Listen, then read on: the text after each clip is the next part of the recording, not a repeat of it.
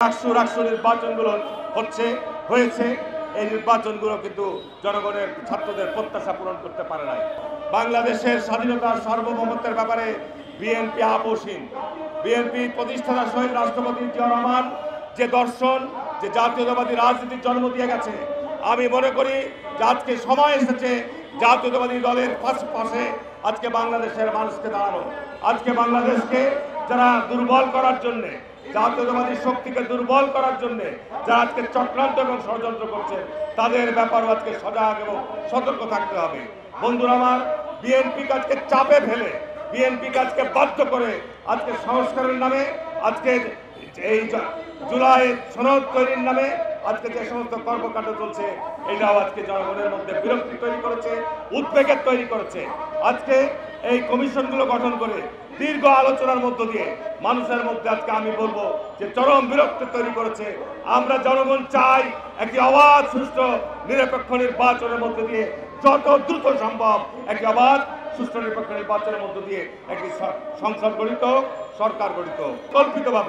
পরিকল্পিতভাবে আজকে জাতীয় নির্বাচনকে বিঘ্নিত করা, পিছিয়ে দেওয়ার যে ষড়যন্ত্র চলছে, এটির ব্যাপারে দেশবাসীকে সজাগ এবং সতর্ক থাকতে হবে। কারণ বাংলাদেশে আজকে যে সমস্ত দাবি দেওয়া নিয়ে, আজকে যে সমস্ত বিষয় নিয়ে আজকে কথা হচ্ছে, সেসব বিষয়কে আমাদের মাথায় রাখতে রেখে বাংলাদেশে গত 15 বছর যে আন্দোলন সংগ্রাম ছিল, এই 15 বছর আন্দোলন সংগ্রামের মূল উদ্দেশ্য এবং লক্ষ্য ছিল একটি অবাধ, সুষ্ঠু, গ্রহণযোগ্য নির্বাচন। সেটি হয়নি বলেই গত জুলাই আগস্ট মাসে 24-এ গণবিস্ফোরণ হয়েছে এবং এসে আমাদের ছাত্র জনতা বিপুল পরিমাণ প্রাণ বিসর্জন দিয়েছে।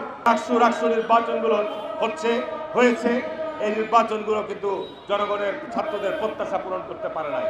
এই নির্বাচনগুলো কর্তৃপক্ষ, বিশ্ববিদ্যালয় কর্তৃপক্ষ আজকে ছাত্র সমাজের কাছে যে নির্বাচন উপহার দিয়েছে, এটা গণমাধ্যমে যে তথ্যগুলো আমরা পাচ্ছি, এটা চরম বিতর্কিত একটি নির্বাচন অনুষ্ঠিত করেছে, যেখানে গত 15 বছর জাতীয়তাবাদী ছাত্র দলের কোনো রাজনীতি ছিল না, কোনো বিশ্ববিদ্যালয়ে ছাত্র রাজনীতি নামে কোনো অস্তিত্ব ছিল না।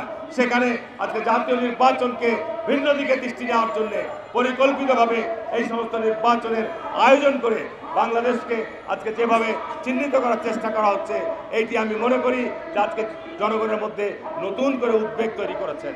ভারতের গত 50 বছর বাংলাদেশের সীমান্ত হত্যা বলেন, বাংলাদেশের অভিন্ন নদীর পানি শোষণ বলেন, বাংলাদেশের বাণিজ্যিক ক্ষেত্রে ভারতের যে বৈষম্য বলেন, বাংলাদেশের সাথে এই গত 1 বছরে আজকে জনঅভ্যুত্থানের মধ্যে যে সরকার পতন ঘটেছে, কিন্তু 1 বছরের মধ্যে ভারত বাংলাদেশের প্রতিবেশী হিসাবে যে সম্পর্ক উন্নয়নের দরকার ছিল, সেই জায়গায় তারা আজকে ওই এখনো অপেক্ষায় রয়েছে যে শেখ হাসিনা, আওয়ামী লীগ আবার কখন ভারতে প্রবেশ করবে।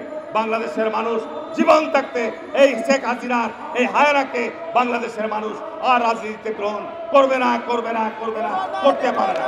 জীবন অবাক না করলে কে করবে? 28% মিল্ক ফ্যাটের অবাক করার সাথে ফ্রেশ মিল্ক পাউডার জীবন অবাক করুক প্রতিদিন।